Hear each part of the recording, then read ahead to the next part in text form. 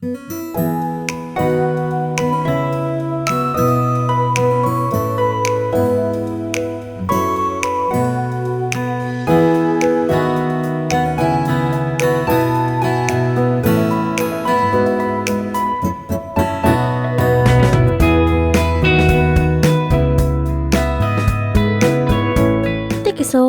Podcast.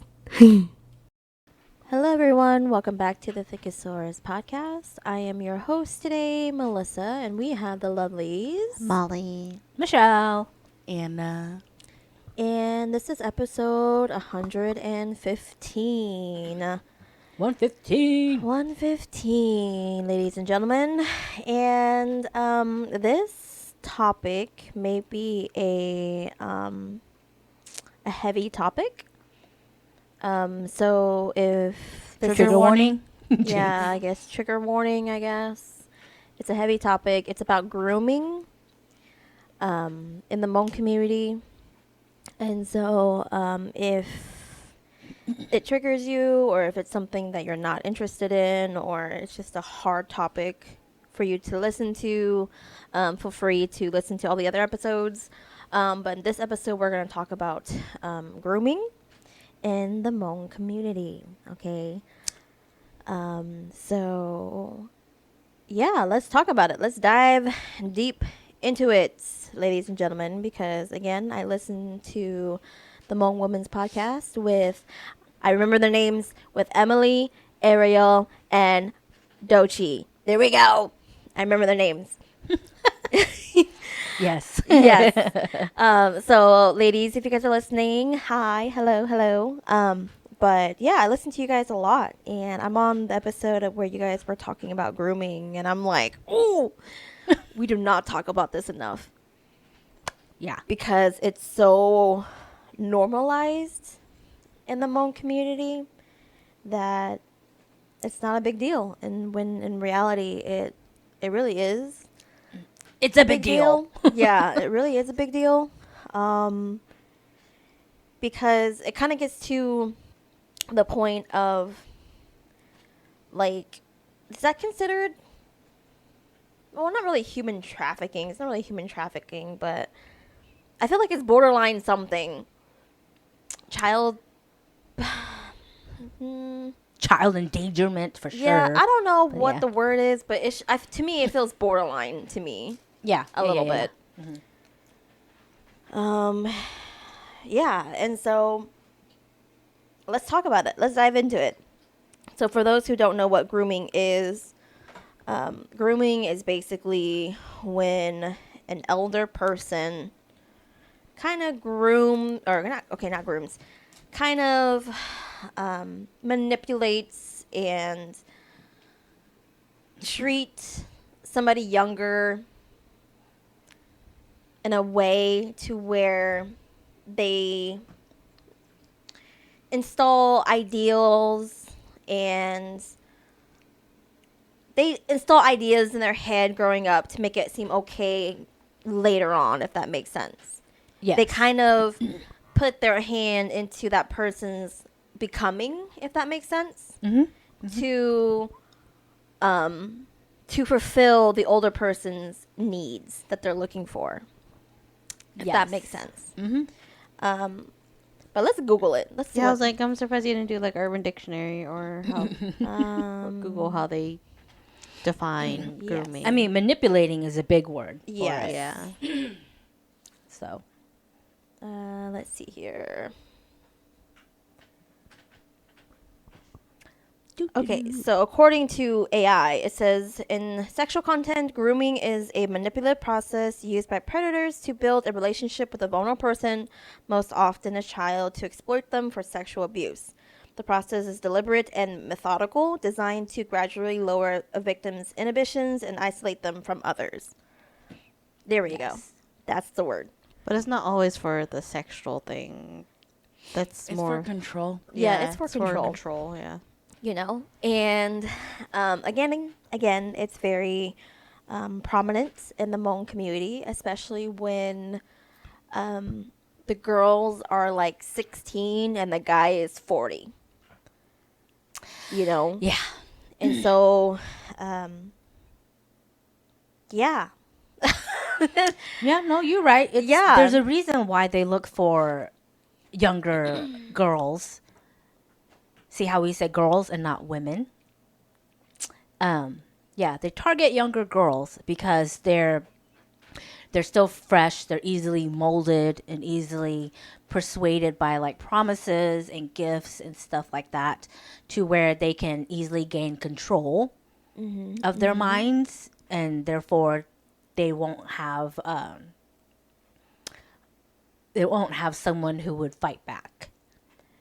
Yeah. And to me, a lot of it, again, us growing in like the church community, nobody wants to talk about it, but it happens a lot in church communities. Okay. Yes.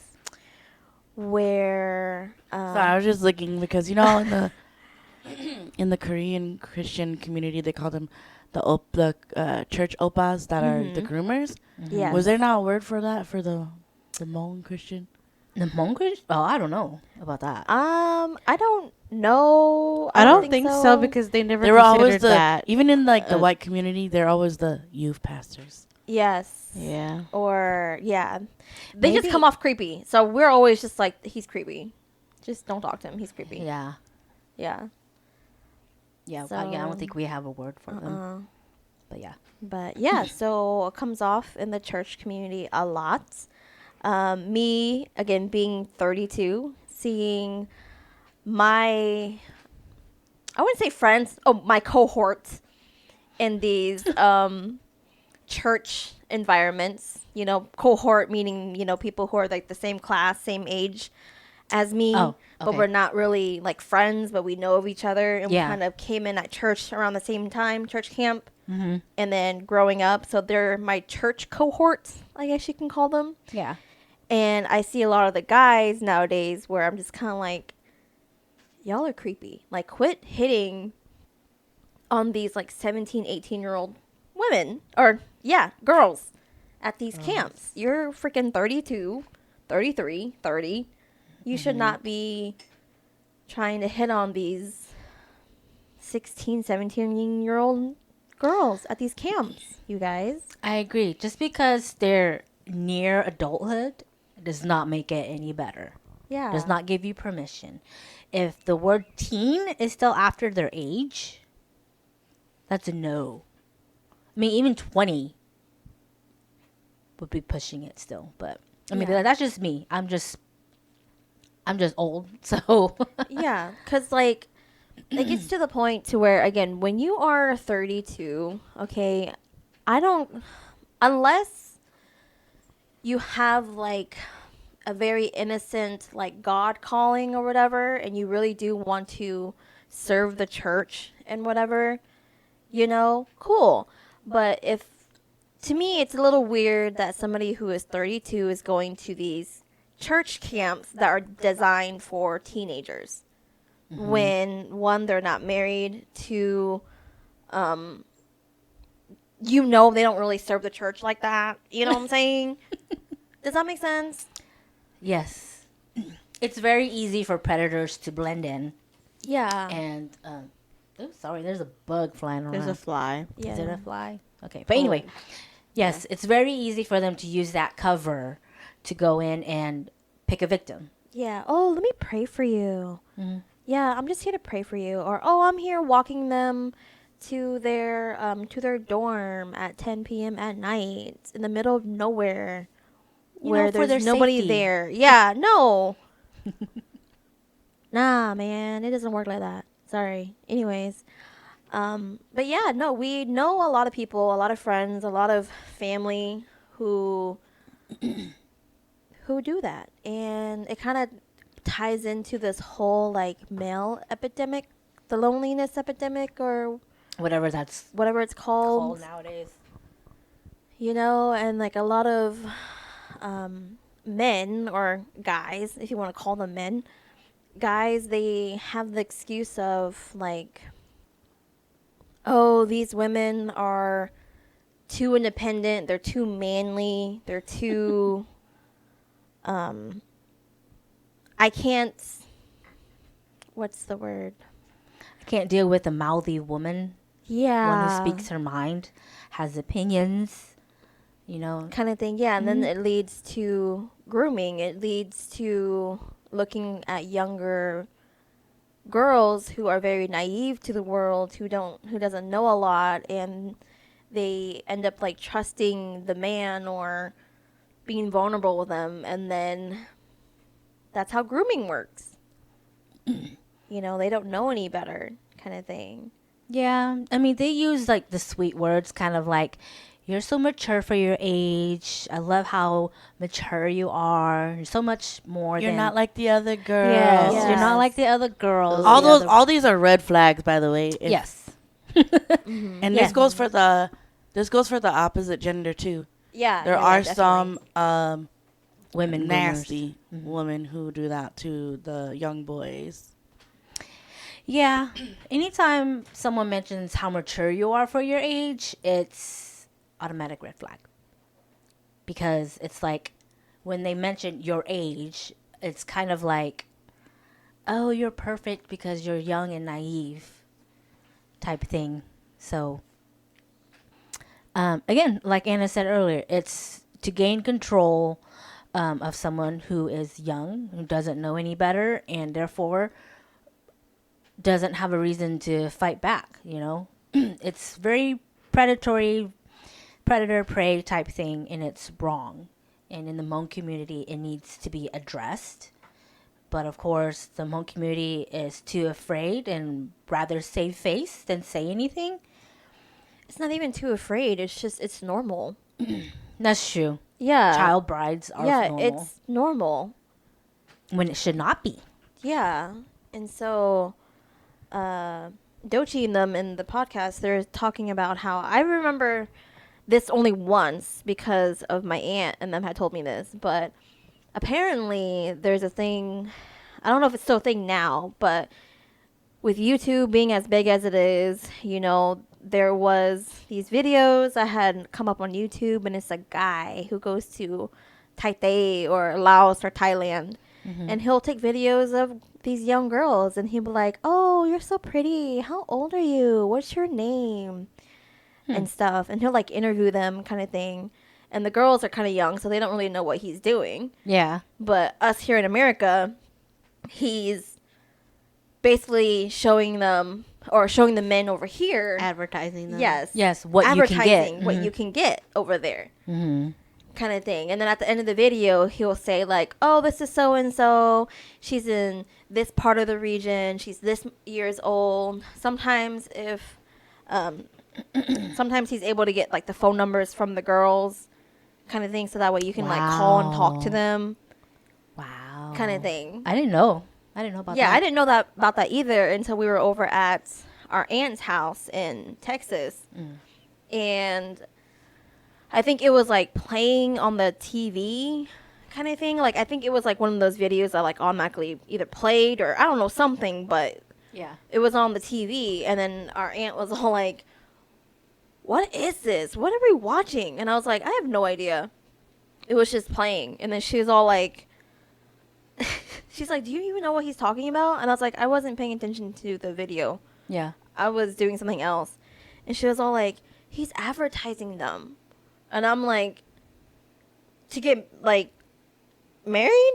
Like like that?" Your face. And she's like, "Yeah." And I was like, "Oh, I don't know." It's like, I'm not watching this. It's just playing in the background. I don't Yeah. know.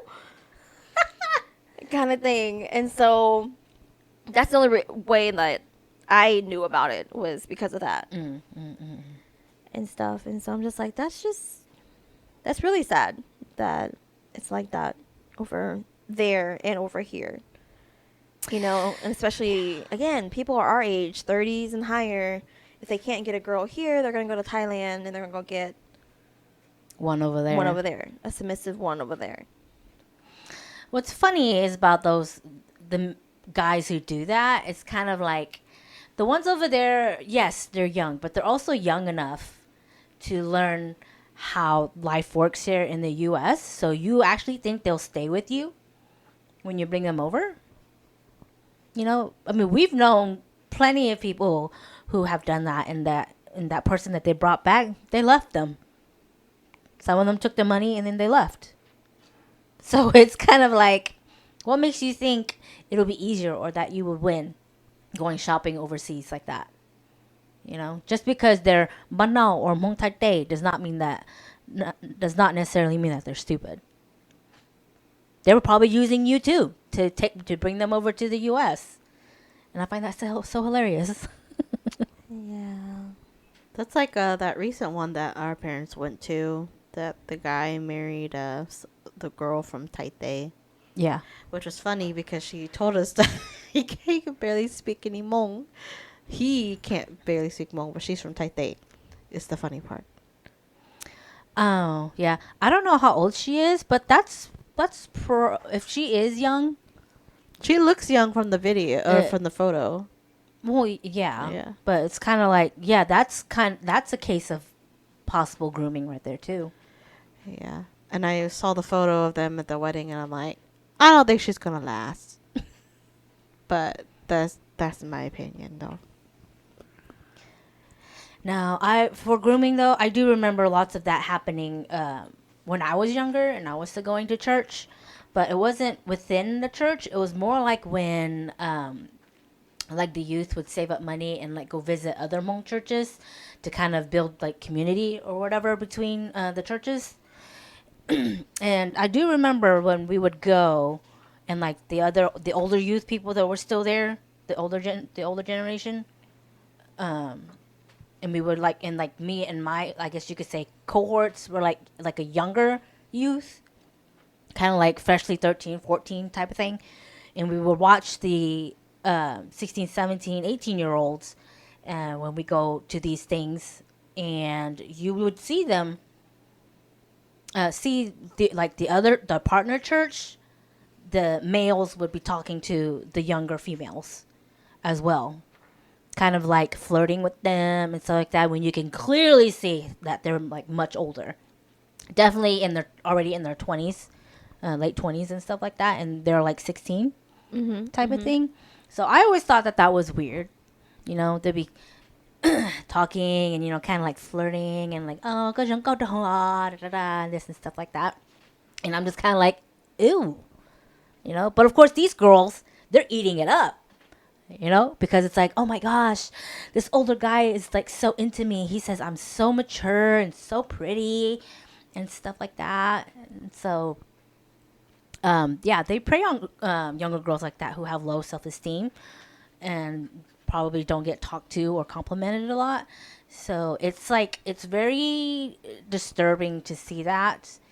And being as young as I was then, seeing this and knowing that it's wrong, it's kind of like, do they not see that it's wrong? Or that, Who, like, the girls? the girls, Or? you know. But of course, to each their own, they probably just don't know as well. But I mean, I know the males know that it's wrong, but of course, in the Hmong culture, they don't see it as it's wrong because it's them trying to look for a wife or whatever, depending, not caring about the age and whatnot. Yeah, it's very again, I think we're all like the victim, women, men, because again, we're very what's the word? We're taught at a young age that the best thing you can do in life is to get married and have kids. You know? And so that mindset is still going, and so they're trying to get whoever they can get, no matter like what the age is, if that makes sense. Or the tact that they use to get Yeah. a wife. Yeah. Yeah. And the whole, because this kind of ties into like the whole kidnapping crap that they do. That a lot of Hmong people argue that, oh, it's tradition, it's culture, that's normal. But I'm just kind of like, No, here in the States, it's called kidnapping. yeah, you can go to jail for that crap, you know? And so, yeah, so I think it's just a lot of things that should not be passed down or should not be normalized anymore. You know, things that I think that's why the whole male epidemic, loneliness epidemic is going on is because, us women, we're finally realizing that, like, you know what? No, I'm more than that. I'm more than a mom. I'm more than being a wife. I'm more than what my family last name is. And so therefore I'm going to go and I'm going to make the most out of my life, kind of thing, with or without you, because our generation, our millennial generation here, as someone said on TikTok, we are the first generation of women to finally push back against the patriarchy. And ask why. Yeah. Yes. And so Asking questions. that's why right now the whole male loneliness crap is happening, is because we are the first generation that's pushing back on that kind of thing.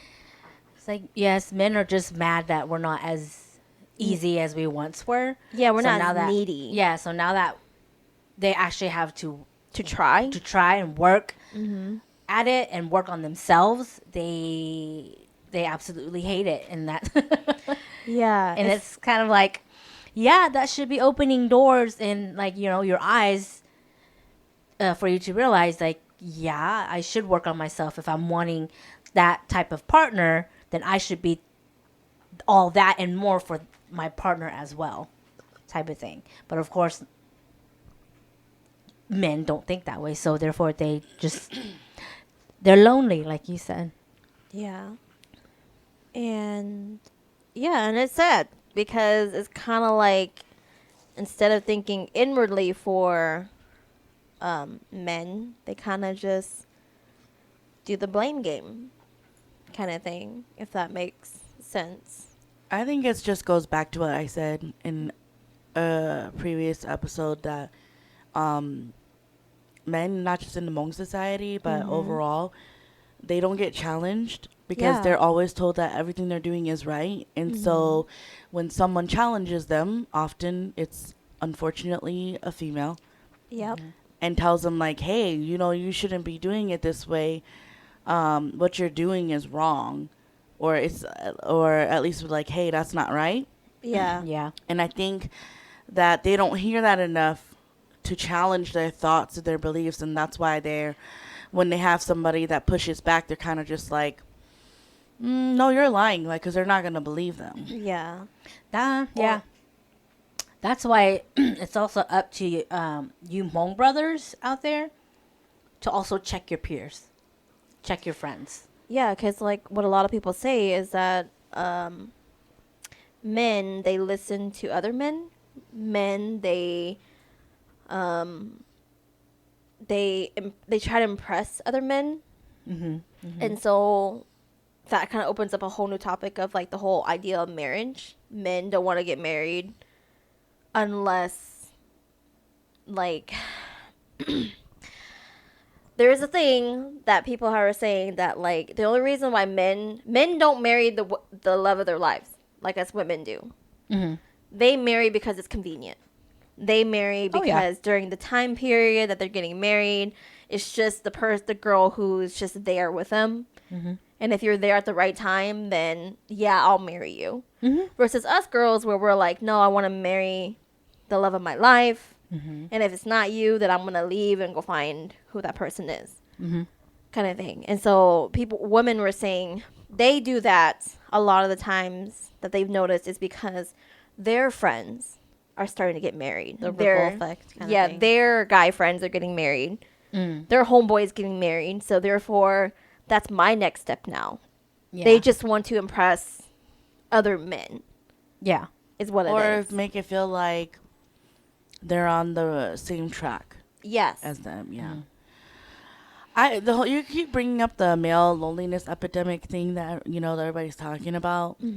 But for me personally, I mean, yeah, there are some men out there that claim that they are lonely, but at the same time, for me, like, I would be open to having a conversation with someone that's willing to hear both sides or do some critical thinking, because at the end of the day, we're all human. Yeah. And if I keep seeing online, a lot of the guys are pushing back because they feel cornered, and they feel like, you know, like if everybody hates us so much, then, you know, like why do women still need us and all that stuff? And it's like that's a good question to ask, and it's a good starting point. But it's like ask it to, you need to be open to asking the females in your family. Ask that and be open to receive the feedback that you're going to get. Whether you like it or not. And not and try not to take it personally, but reflect on what you hear. Yeah.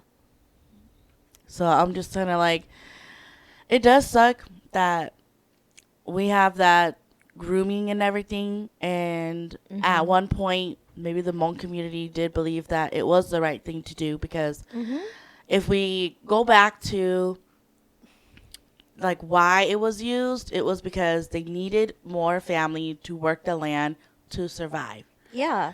And now it's not like that anymore. Yeah. Yes. Yeah.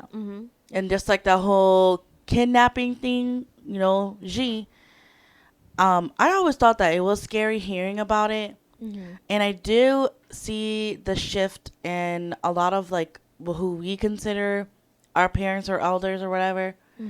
And like how originally, like when I was younger, a lot of my peers, when I went to school, the earliest I would hear about like my classmates being G was in middle school. And that's when we start puberty and we start, you know, growing into our body. And like whenever I would hear that, I'm like, oh my God, that's so scary. And like, what do we do? Because like we know that nobody's going to help us. Yeah. Yeah. And I think that it would go into that, and then like we would be like, oh, fearing, like we would just be kids in elementary school, and then going into middle school, then fearing for like our lives, because we're like, oh my God, what am I gonna do? They're like gonna pursue me, and I don't know what to do. And I had a conversation with my dad, and he's a different person now, I like to believe, but I don't know. And I had asked him a question. I was like, you know, these kidnappings, they're like so normalized. I see my classmates, and that happens to them, or like, and they're being forced to stay with that person. And because the family doesn't want to, the girl's family doesn't want to be embarrassed by her coming back, even though she got kidnapped. Like, what are we going to do in that situation? Like, I always ask, like, kind of what you said about, I was like pushing back. And he was just kind of like, yeah, well, you don't want to come back because you don't want to you don't want to embarrass us. You don't want to embarrass the family, you know? And I'm like, okay. And then I think I even asked at one point too, later on in life, and I was like, okay, so then what if I'm in this situation where, because everything is, at the end of the day, is like being forced into marriage for us girls. Yes. And another situation is that's really possible is if somebody comes and offers their hand in your marriage, even though you don't know that stranger, and they call it haingliche. And when they do that, even though you have no idea who that is, if the girl's family doesn't want to have any shame or embarrassment, they will accept it. So I asked my dad in that situation, because like I know that realistically that would happen at the age when I asked him. I said, I don't know what I'm going to do. Yeah. You know? And then I think that that was probably around the early parts of Mike and I getting, like, we were dating. And I said, what if I'm already in a relationship? You know? And he was like, well, if they come and do that, you want me to lose my face, do you? Yeah. You know? And it's kind of like, I feel we just need to give more value to the girls. Yeah. Of course. And then and if we give more value to the girls, they wouldn't feel so isolated, and they know that they can say no in those situations. And I think that is probably ties into the grooming, because it's kind of like the girls probably don't know, but they probably think it's normal because everybody else in their world or their family says things like that, where we are being forced into situations are normal. Yeah. Yes. Like getting married, and all that stuff. Yeah. So for me, it would be like a sense of safety. I don't have a sense of safety, so therefore, um, dang, where was I going with this? Kind of like what you said about like how your dad had said that to you. I've kind of had that feeling like with my dad as well, just because I've noticed a lot of the times like when we would get into like arguments, like he would just never choose our side, Yeah. even though we knew that we were right. Mm-hmm. And let's say it's like us, it was like the fight was maybe between us and like a third party, and my dad was coming in as a middleman. He would always choose the other side, not us. And so Yeah. therefore my sense of safety broke. Yeah. Therefore I know that this is not a safe place for me, Mm-hmm.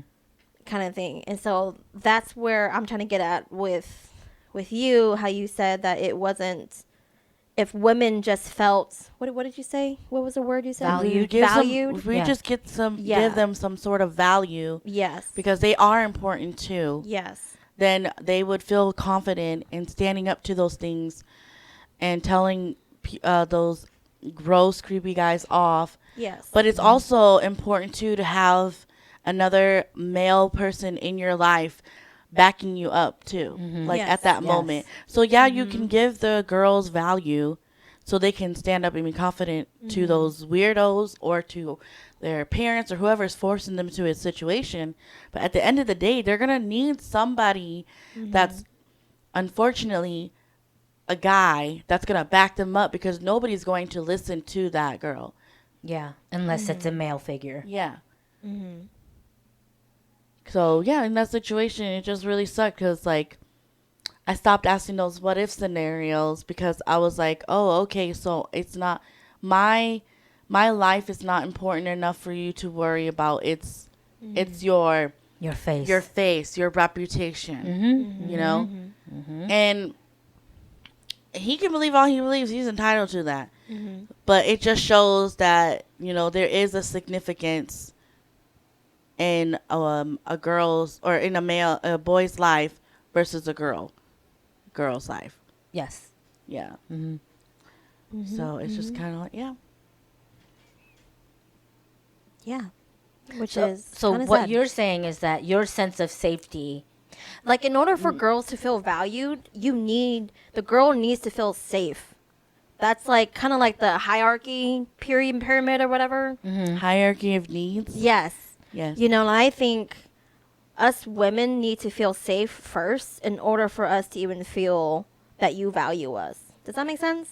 I think, yeah, it does make Yeah. sense. And that also builds into trust too. Yes. So I think that not only there need to be a sense of safety, but I think our girls need to also believe in themselves and Yes. trust themselves first. Yes. Because a lot of things can get mixed. Like there are a lot of wolf in sheep's clothing that come to the rescue and they end up being the perpetrator too. Yeah, that's true. You know, I saved you. Now come suck my dick. Yeah. No, yeah. We're laughing now, but it's real. It's true. It's like Yes, it's true. Your deliverance was just Yeah, just hilarious. the way you said it, I was just like, damn. I will deliver the truth. Yes. Yeah. I was like, channel Molly, channel Molly. Yeah.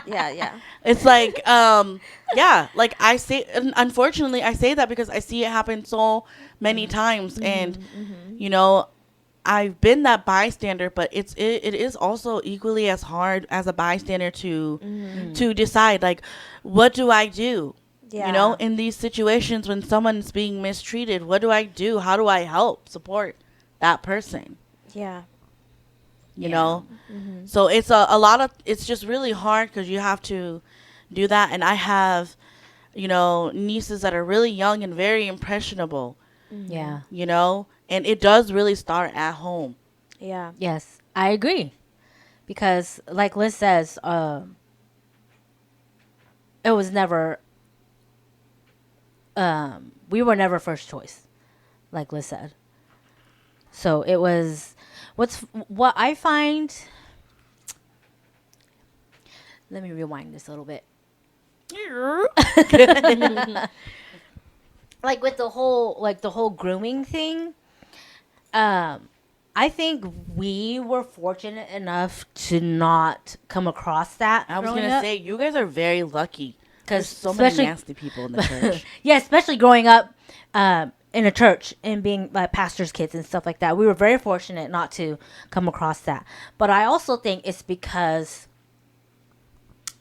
it's so sad to say, but because we didn't have the protection of our dad, we kind of learned to protect ourselves. Therefore, we can see who's the perpetrator, who's bad and who's good. And it's not okay.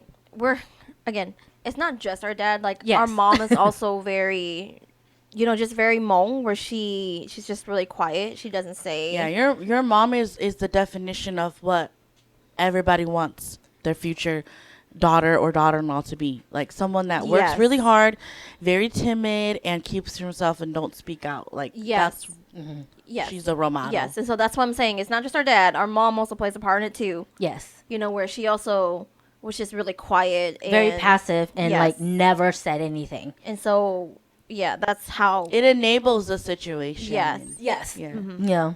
Don't get us wrong. We love our parents. Yes. Okay. But, every parent has their faults. So, but yeah, like I said, since we had nobody to protect us, we had to learn to do it ourselves. Therefore, we learned to spot what was right and what was wrong, especially with elders. And not only that, but we've seen other people that happen to other people. Because my childhood friend growing up, her sister was kind of, I guess you could say, was it she? Go ahead, was she? Yeah, what, Yes. you're getting kidnapped? I wouldn't say was kidnapped, but more like just kind of passed on to the guy. And like she didn't even know the guy. Yeah, but did she try to like escape? No. Did they try to- Sorry, no. She Okay. didn't. I forgot what the situation is called, but there was a new guy. He became like a youth pastor, I guess you could say. Okay. Very typical scenario, right? Yes. He comes in. He's a youth pastor. He's older. I want her. Is that what happened? I think he wanted somebody. He wanted somebody else, but since they said no, He said, "I want her." Then. I don't know if he said he wanted her, but They did. But for me, it looked more like her parents wanted her to go with him because he was so He's so Because of great. his He's title. so Yes. holy. He's yes, so Yeah. great, so holy. He's a doctor and stuff like that too. quote. Yeah. So they kind of just since they said no, take her, type of thing. Oh, okay. It's like they're passing up on their opportunity. Okay, it's your turn to shine. Yeah. Yeah. Yeah. Yes. Oh, Because okay. I know for damn sure she didn't know who he was. Oh. She was In their wedding picture, she's crying. crying. Oh. Like her face is like beet red. Red, and she's crying. Yeah, I would in the cry pictures. too. Yeah. I'm Well, I literally getting married to Satan for all I Yeah. know. Girl, I think if I remember correctly, she was only like 14, 15 when that happened. You And know he that- was like, what, already Late 20s. late 20s, almost 30s? Yeah. Call the cops. Yeah. Yeah. Call the cops. Like, it all happened so quick. Because, like, first thing I knew, like, it's like, first you see this new guy becoming, like, youth pastor or whatever. And this is when I was, like, what, little.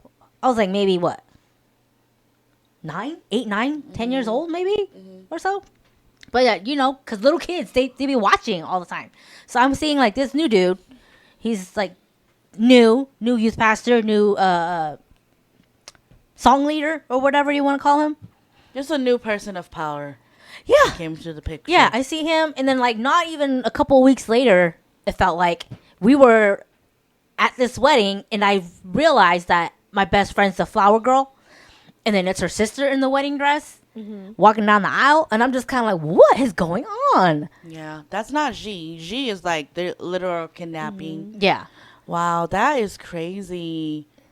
yeah. So it's sad because I think about that, and it's kind of like I They're remember so her. lucky.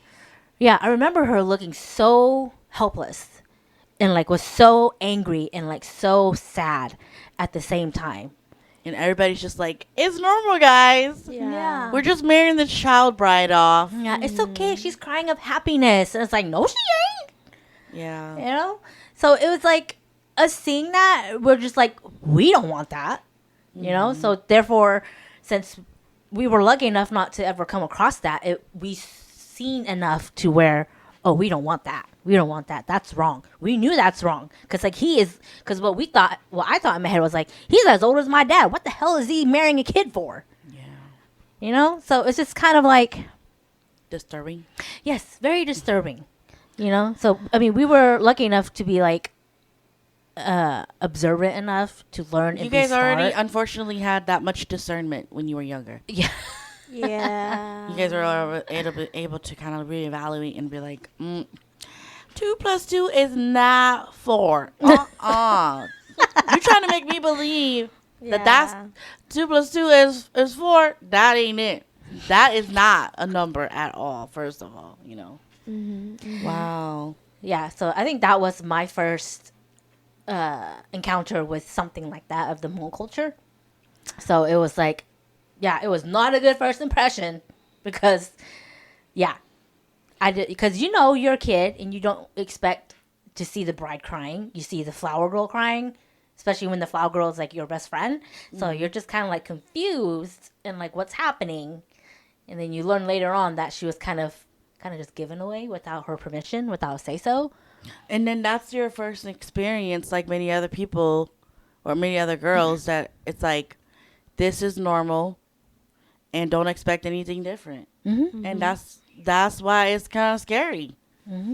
I don't know if I had any experiences of being groomed that I'm aware of, but I did have a lot of experiences where not me, okay, or not the adult in the situation, but me getting called out and saying, watch your behavior, watch what you wear, watch how you act.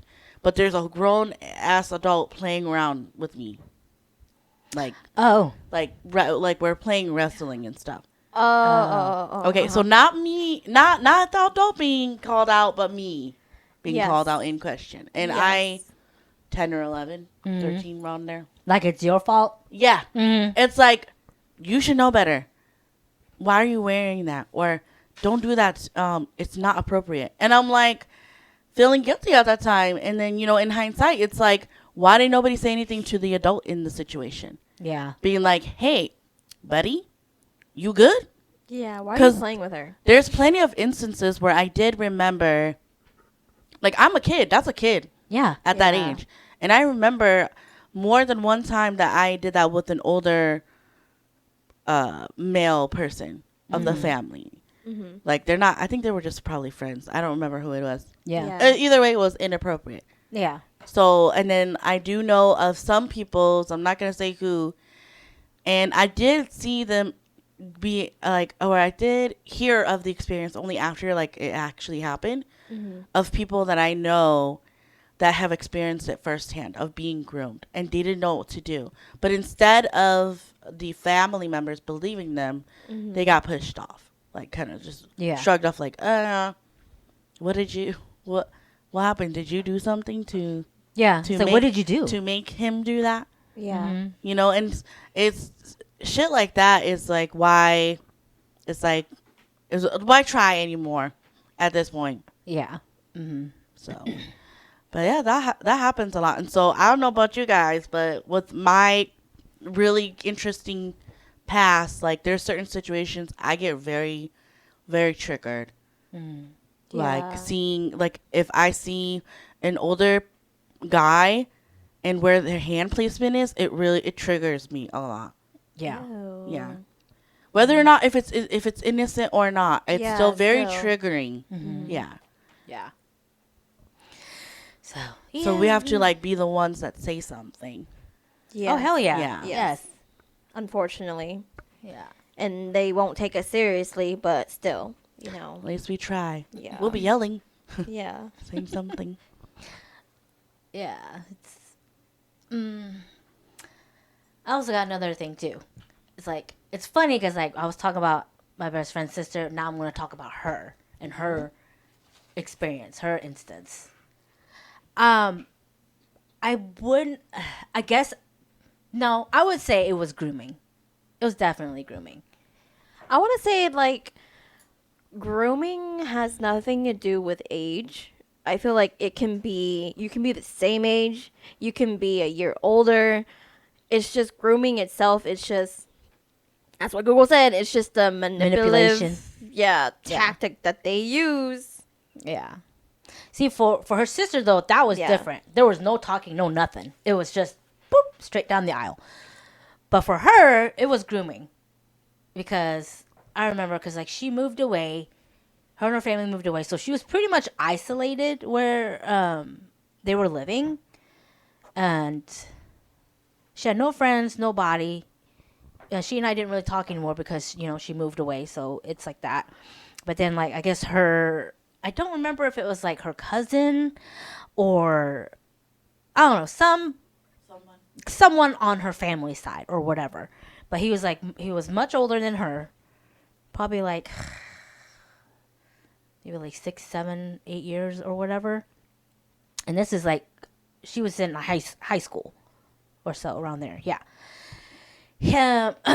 But she would always go up to Minnesota to visit her family, and she would always go work on their farm and stuff. And he was always there, and they would always hang out, flirt, mess around or whatever. And I guess he really, really liked her and was trying to date her, but she was kind of like, no, we can't date. We're practically family, and stuff like that. But I guess that went on for a little bit, and then they would talk on and off, and then he asked her to marry him. And she said, no, I'm too young. Or like she was kind of like teeter-tottering because her life where she was at was horrible. She did not get along with her parents. Her and her mom fought all the time. Her other older sister, she found her escape and married off. So it was just her with her parents. So she wanted an out. So her out was with this dude. But knowing her, she was smart, but she was so trapped and like devastated to where her vulnerability took over, to where she said yes, okay. And so he starts driving down to come get her, kidnap her type of thing, like not even tell her parents, her brother, or anything. She was going to leave with him, but then like in the middle of it all, she decided, no, I don't want to do it or whatever. But he had already called her and was like, no, I'm already on my way type of thing. And so you have no choice but to come home with me. You know why? Because the background information is he's going to be embarrassed because he already told his relatives. Yep. And you don't want to be like, she changed her mind. Yep. So he didn't want to be embarrassed. That's what it is. Yep. Because when you do this kidnap so-and-so, the procedures are to inform your family if you're the guy. So basically, if it doesn't work out, it's embarrassing for you. Yeah, that was exactly it. Because later on, she told me that before she had called him to call it off, he had gone to like a Shaw woman, and she had told him, if you don't go get her tonight, you will never have her. He went to a what? A Shaw woman? Oh, Shaw woman. What'd you think I All I said? heard is a Shaw woman. I was like, a what? No, he went. Yeah, no, he went to a Shaw woman, to kind of, I don't know, do whatever it is that you do. And she told him that you need to go get her tonight, otherwise you will never have her. And so he did. Now, was this person legit or were they a quack? Because real ones do not give advice like that. I don't know. I don't know if that was word for word, but that's just what she told me. That was a lie. He made that up too. Yeah, I was like, He So, probably made that up. That sounds like some grooming shit yeah, you would say. that's some desperate shit that you will pull. God told me that you need to be my Yeah. wife and you'll be 18 in 3 years, but it's okay. Oh, but yeah, she came. Yep, he came down, got her. Her parents were like livid. Her brother was livid, and she was like crying. She's like, "Well, I don't want to go," but her mom's like, "No, you gotta go now. He's here already." No, see, there's so many chances for people to come and help. Mm-hmm. Oh my God. Yeah. Nope. She's like, "Nope, you gotta go now." So he took her, and there goes. And then it was like 5-6 years of torment of marriage for her. So that poor girl. You know, that makes me wonder because, like, we talk about it sometimes how girls, Hmong girls, most of them, they marry to get away or to escape, right? Or Yes. to be given the ability to live how they want. Essentially, that's all it really is. Mm-hmm. So if you really think about it, as a parent, I would feel so horrible if my kid decided that the only way that they can authentically be themselves is to marry themselves off away. Like, I feel like as a parent, you should feel like you couldn't come to me with this. Like, if I would say, like, you don't have to get married right now, you're really young, and I'm not against your relationship, but see if you guys can wait for X amount of years and then we'll do it the right way. You know what I mean? But there's not going to be like But that. there, yeah, no. It's again, No. it's breaking the generation curse. What, Mm-hmm. unfortunately, us millennials are blessed to do again. Yeah, because that's it's like you said. A lot of Hmong girls are left with nothing else to do but to get married, to leave and live. Get married to literal Satan. Yeah. Well, as for me, I wasn't marrying Satan. Well, I know, but your yeah. situation is the outlier. But I'm Yeah, saying- other girls are just marrying this person that they've only met for like 2 weeks. Yes, to escape whatever Yeah. hell that they're having at home, or whatever that they're not allowed to do, and it's so sad that it comes down to that. So it's just like Hmong parents, please. It's like, listen to your kids, your daughters, your sons, whoever. Because if they're using marriage as an escape, like from you, it's just kind of like, do you not see yourself? I think it's more of like there are just some Hmong parents that, like their word is law. Yes, we know And that. We because know of how that- that is. Uh-huh. And because of that, thought process, I think that makes them not believe that there's a reality where if their child does something wrong, they believe that they should just punish them. Like, they're the judge, jury, and executioner. Mm-hmm. But I think that there's something more beautiful about letting your child come to you in open arms and embracing them, but then also telling them, hey, you did what you could, but I'm still here for you. Mm-hmm. I don't think that they can see that there's a reality for that. I think that they No. believe that there's only like black and white. Yeah, because I had to do it, so therefore you're going to have to do it. Yeah. Because I did it. Mm-hmm. So that's it. And it's like, if you're going by that logic and you hated it, what makes you think that I won't hate it? Mm-hmm. Yeah. Well, too bad, because I did it. Yeah, that's their thinking. It's like, too And bad I did it. survived, and you Yeah. will too. Yeah, but were you happy? No, you were not happy. So you want your child to be unhappy? What? It's like, what kind of thinking is that? It's like, you knew you weren't happy. So why would you pass that? Why would you pass that kind of hurt down to your child? Wouldn't you want your child to have better? Because that's just the way it is. I Really- know. No, no, A that- really that's what good I'm saying. That's comeback what they would is say. a really good comeback is, but do you like your parents? Yeah. Yeah. Yes. Did you like your parents? Do you like your parents? And then Obviously, they're we gonna say, know. I'm nothing like my parents. I'm nicer than my parents. Yeah. Yeah. And it's like, no, nobody is perfect, but then you're still doing the same things that you hated. Mm-hmm. That logic just still doesn't make Yeah. sense to me. Yeah. But if you go and get professional help from a therapist, you'll see why you do the same things, whether it be on a like done purposely, or if it's like on a subconscious level. Yeah. So go get help, literally, please. We just all need therapy, is what it is. Some talk therapy, whatever therapy that you need, because this ain't it. No. Because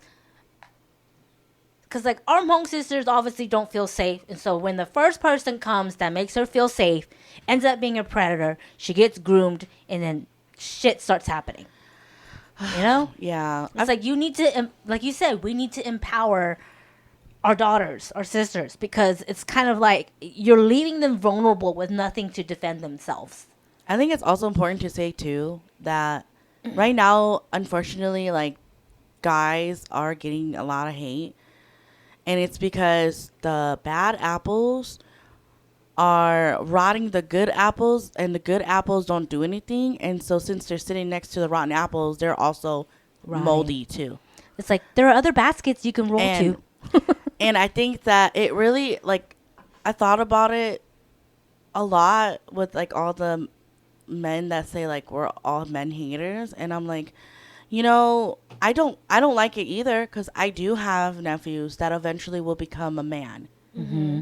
And I don't want them to get all this hate too, but I also want them to know that what is the right way to support the woman in your life, Mm-hmm. you know? And so, like, it does hurt and it sucks, but just feeding into the whole narrative of, like, where we'll just let the guys do whatever and then the girls have to be held to a certain standard, it's not going to change anything. Right. That's actually all across, like, every different culture or religion. Yep. It's still the same. And so everybody is, and that's the reason why all the men are feeling it right now. Mm-hmm. Because the girls are held to a certain standard, and the guys, literally, the standard is in hell. And that's why when somebody challenges them, they're like, I'm great. Nobody says I'm good. What are you talking about? Mm-hmm. Literally. Yeah. Sure, bro. Sure. So yeah, grooming it kind of goes both ways. You know, we need to give our daughters and sisters the tools to recognize that. You know, we owe it to them to make them feel safe. You know, with someone who would defend them. You know, more like I think more like you said, more of like the opposite gender, like a male figure or something to kind of help defend them, but also to be able to determine between the scums who do that and then be like, okay, now you, like you said, now you got to do stuff for me type of thing. Yeah. It's just kind of like what Anna says, you just have to value yourself Educate, a lot. educate Yeah. the youngins and stuff like that. So if you value yourself a little bit more and have more self-respect for yourself, a lot of the times, well, I wouldn't say you won't fall into the situation, but You'd be more aware. yeah, you'll be a little bit more aware of it. You won't fall for the, oh, you're mature for your age, or oh, you're so pretty. Yeah, I know, fool. Yeah. I and know I'm also- pretty. Did my conceited self save myself a little bit in the past? Yeah. Yes. I think it's also just like yeah, be confident in yourself too, Yes. and trust yourself. But then Yes. it's also like it all falls back on your community. Do you Yes. have people that can help back you up? Yeah. Yes. Mm-hmm. That's all it really is. If you don't, we're here. Well, we'll try our best from Yeah. from the screen. Yes, from the screen. Yeah. So, yeah, ladies, just be a little bit more mindful of who you talk to. Kind of like Demi Lovato's song. What's her song called? Is it 29? Is that what her song called? Yes. Is it 29? Yes. Where she says, finally 29, 17 has never crossed my mind. Yes. Okay? Yes. 32, yeah, 17 has never crossed my mind. Except for when it was Robert Irwin. Oh yeah. And then I put myself in timeout because I was like, girl, he's a baby. Yeah. He is a baby. Mhm. But no, seriously though. Again, what would a 29-year-old have in common with a 17-year-old? Exactly. Nothing. Nothing. Okay, that's a whole other generation from you. You don't have anything in common with them. Okay. Yep. But yeah, ladies, just be on the lookout for your other ladies. Empower them. Watch out for them. Watch out for each other. Men, put your boys in check. Sometimes if they come off creepy, be like, yo, bro, that was kind of creepy. That's gross. Stop Yeah. it. Yeah. or And get out. there's no such thing as like you trying to mind your business, because if you don't say anything, you're complicit in it and you're just as gross as them. Yeah. Yep. So, but yeah, this is the end of episode 115. Hope you guys enjoyed the topic. It was a little hard, but It's okay to have Yeah. hard conversations. hard conversations, you know? They need to be Yeah. had. So, but yeah, hope you guys have a great rest of your day. And we'll talk to you guys in the next episode. Bye. Bye.